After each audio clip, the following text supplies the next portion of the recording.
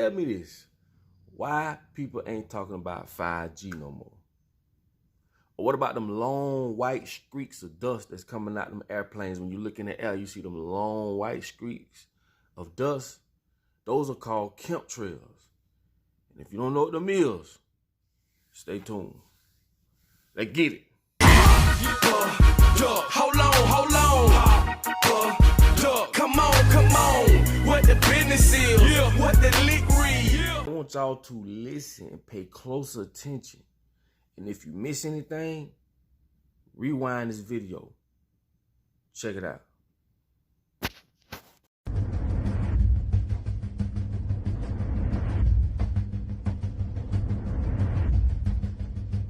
A major U.S. government study on rats finds a link between cell phones and cancer. Very first government study linking the radiation from cell phones to cancer. 2-decade, $30 million federal study out today found there is some evidence of a link between cell phone radiation and brain cancer. Professor, what is the NDP? I've heard that study several times. NDP is what? So it's a $25 million study on rats and mice that was supposed to demonstrate that there were no effects of radiation below thermal. And in fact, it demonstrated exactly the opposite. And it follows on the heels of two major studies on animals that said exactly the same thing. And that study was designed perfectly to make sure that it cannot be challenged, that there will not be any doubt. That's why it took them 14 years. That's how they prevented discussion of health. And why do they want to prevent discussion of health if there's no problem with health? Simply put, FCC is completely unprepared, unable, and possibly unwilling to oversee 5G for safety, even as it barrels toward us. They are falling back on tired definitions and panaceas long since disproven by science. To make matters worse, recent FCC rulings and numerous industry-friendly bills passed at state and federal levels between 2016 and 2018 removed the last vestiges of local and state review over infrastructure siting, just when we need it the most. When those first studies were performed years and years ago, nobody knew about the importance of the microbiome, the role of the microbiome and the immune system, and even less the role of the microbiota inside our brains, that is, the microbes that are normally resident inside our brains, whose influence on brain function is nothing but immense. And you may think, well, who cares about the microbes? The less microbes we have, the better it is. Well, we know by now that this is not absolutely the case, because microbes are truly essential for the development and function of all our organs and systems. Our immune system is based on the microbes we have in our gut. And our brain also has microbes that influence its function. In tests, it's been found things like mold. If you grow mold inside a Faraday cage, it'll grow one way, and then even if the electromagnetic fields are around, take the Faraday cage away, and some sort of 600 biotoxins are developed within the mold because of the effects of the EMFs upon it. Electromagnetic fields, even of weak quality, have an effect upon our microbiome, which is really essential to our whole being. This is going to eviscerate microbial DNA inside human beings, which is our effective operating system, number one. So it may not impact human DNA in laboratory experiments right now, and they're saying it doesn't impact human DNA. But given that human DNA is less than 1% of the cellular DNA in the human body, the rest of the cellular DNA is microbial, and we know that this will eviscerate microbial DNA. So we're talking about a takedown of the operating system of human beings. Exactly. I couldn't have put it better myself.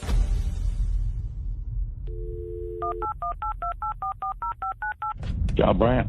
Good morning, Mr. Brandt. Wow, this is Amanda from Virginia. Hi, how are you? Hi, I've been trying to get a hold of you for months now. You guys are covering up chemtrails. No, we are not covering it. We have no reason to cover up chemtrails. Of course, you have every reason to cover it up. Every reason. It's called what losing your reasons job. would that be?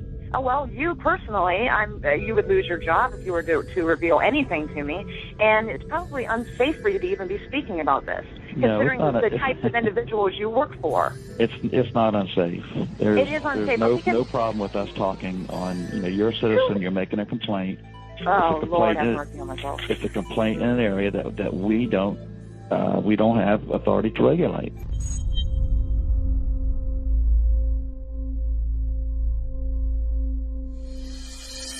So the connection between chemtrails and 5G. It's all interconnected. The metallized particulates, that would allow the 5G phased array, so basically the radar, it would allow it to be able to identify you, so it can watch you, it can identify you in your own home 24 hours a day, 7 days a week. For the last X amount of years, we've been through chemtrailing, and that is now the cat is out of the box. We've had these nanoparticulates raining down on humanity for years now, impregnating our bodies, by best account staying inside our bodies. Those nanoparticulates, what you're saying, are building up a kind of a phosphorescence glow capability so that we can be flagged up in our homes, behind concrete and steel, inside bunkers, in the basement, doesn't matter where you are. The 5G will be able to now triangulate, map and read you, because you as a living being are impregnated with these nanoparticulates, which are acting as a kind of transmission and reception technology. It's exactly, absolutely exactly. You have to consider that DNA also works as a fractal antenna, which is able to send and receive and also to process signals under the form of radio frequencies. Well, then there is no doubt that artificial radio frequencies, such as those of cell towers, and in particular these new types of towers that have a much higher density of signals, they may somehow interfere with the ability of DNA to retain and transmit biological signals. So this is one level of danger that very few biologists are aware of. How much effort was put forward to address this? What most of these people or many of these people are here for, which are the health concerns. Was there any dialogue back and forth? Was there any working? Was there many studies evaluated to look at regarding this area? Maybe not every person that has concerns on the legislation was brought to the table. Okay, so from your perspective, you feel that there was a legitimate amount of time to evaluate the data that the opposition would have on this? Absolutely, and I wouldn't put forth something that I didn't believe in. And I'll tell you, as I mentioned earlier, and it's been commented several times amongst the panel here, this is truly an economic development issue. Our 3-year-old, again at home, is outraged when we pull out the driveway and he's not able to access Wi-Fi.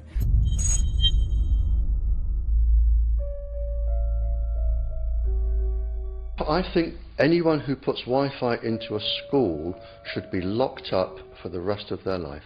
I really do. I think they're not fit to walk on the surface of this planet because they haven't looked at the research, and whatever incentive they have, it is not worth the genetic problems that parents are going to face with their children when they're born. France has banned Wi-Fi in nursery schools and put warnings out for regular schools because they're finding there's impaired learning capacity in children when they're around Wi-Fi. And they have to put up warning signs where they put Wi-Fi transmitters.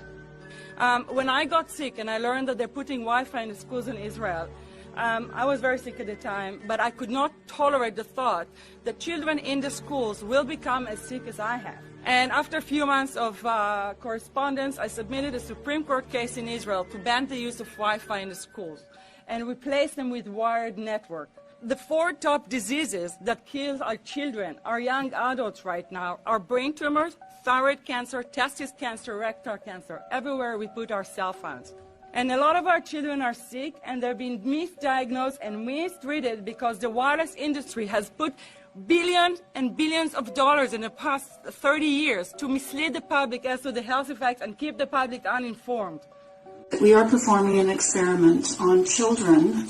We are exposing children to microwave radiation for 6 hours during every school day. We have had absolutely no studies looking at the long-term effects of this radiation on young people or even on adults.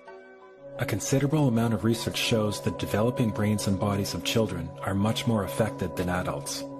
And there are clear indications of a link between increased electromagnetic fields and autism spectrum disorders.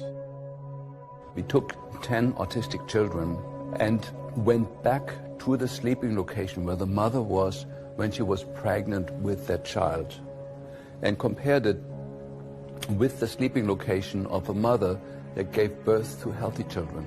We had 10 mothers in that group, 10 mothers in this group, and in the group of the autistic children we found that the measurements that we got for the microwave exposure was elevated compared to the group of children that were normal. The fetus is affected.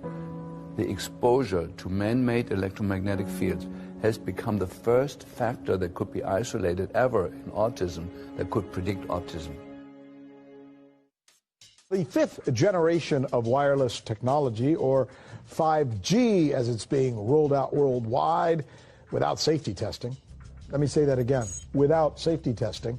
And how we've got scientists and doctors and environmental organizers saying, stop this. Because in terms of the effects of wireless radiation, the science is in. Wireless radiation can lead to cancerous heart tumors, brain tumors, DNA damage. Wireless radiation is linked to infertility, to autism, Alzheimer's, and more. And guess what? All the effects that I just listed, those are some of the effects that are known according to the technology that's being seen today. First of all, you have to know that we know that the other EMFs that we're exposed to are already known to be health risks. And basically that 5G, because of the frequency that's going to be used and because of the extraordinarily high pulsation levels that will be used, is a much bigger threat to our health than the things that we already have, which are very substantial threats to our health. We're not just talking about the intensity. We're talking about the frequency and the very high level of pulsations. There's a huge literature which shows that pulsed EMFs, EMFs that pulse up and down very rapidly, are in most cases much more biologically active than our non-pulsed EMFs. Every single wireless communication device communicates via pulsations, but the industry completely ignores this issue. The problem with 5G is that they're planning to put out tens of millions of these antennae all over the place without doing one single biological safety test. Are you implying possibly that we, the consumers, are the guinea pigs since they haven't really done tests to see the effects in a smaller setting? I mean, that's not an implication, it's a statement. We are, yes. Cancer is not the main concern that I have. I'm really concerned about sperm count and about effects on pregnancy. How many of you know that 1 in 6 American couples is unable to have a child when they want to? How many of you know that last year the birth rate in this country dropped the most that it ever has in recent history, 3% in a single year? People look at the sperm, and people use cell phones, and the sperm, usually sperm swim, and they swim straight. But if you expose them to radio frequency, mobile phone waves, they swim in a circle. Studies have been done here in Australia, taking sperm from healthy men. And one test tube gets exposed to cell phone radiation, and one test tube is not exposed to mobile phone radiation. And then the results are evaluated. And this is a measure of vitality. We measure how well the sperm swim. This is a measure of motility. This is a measure of mitochondrial DNA damage. They have 3 times as much damage on their DNA if they have been exposed to mobile phone radiation. The data on that are rock solid. Cell phones can damage sperm quantity and quality. Your embryo, your uterus in the fetus, where your child is developing for the first 100 days, in the ovaries, the eggs do not have that protection. So they are at maximum risk from radiation. And for the first month or so, you wouldn't even know you were pregnant. You wouldn't even be taking precautions. That is the main danger area. So you give birth to a daughter, but her ovaries are now contaminated. She may be normal, she may be genetically damaged, but her ovaries are at the most risk. So when your daughter grows up and she becomes pregnant and has a baby, this is where one of these eggs will be fertilized and come out. So the real damage here is your grandchildren. That is where it is going to show most. Do you think that there is a chance that within the third generation of females, they may be irreversibly sterile? Not in the third generation, but in the fifth generation, and then...